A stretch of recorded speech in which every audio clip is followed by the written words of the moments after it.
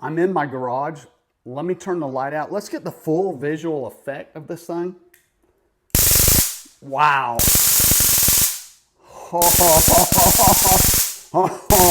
That is awesome.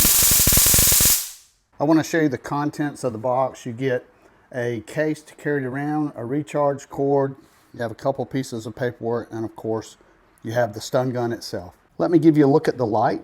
Simply slide the switch up, and then you have a fairly bright light there, so that would definitely be helpful in some situations.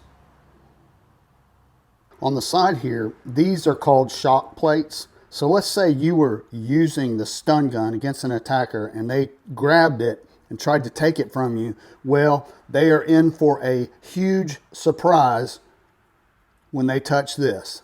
Here's the fun part. Let's take a close-up look at the stun gun in action. Whoa! Oh, wow! Holy moly! Oh, good Lord. If someone just heard or saw that, I don't think they want any part of this. I'm in my garage. Let me turn the light out. Let's get the full visual effect of this thing. Let me give you a close-up look of this stun gun. Of course, here at the top, you have your flashlight and your electrodes for the stun gun itself.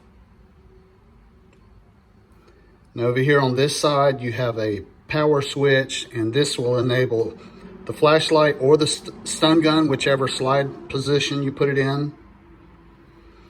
On the bottom, you have your charging port and your lanyard.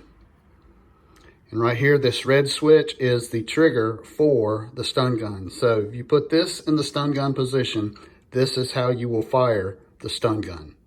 You can observe here just how sharp these electrodes are. So if you were needing to use this and someone was wearing heavy clothing, that would help you penetrate their heavy clothing. Wow.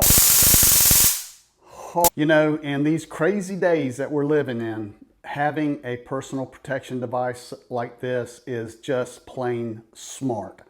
I don't go out in public with my family without a way to defend myself. So I think this is a good idea. It's affordable, and it is going to fend off an attacker, and maybe you'll never even have to use it when they hear this. Yeah, that's right. All right, if you're looking at this, I hope you found the video helpful.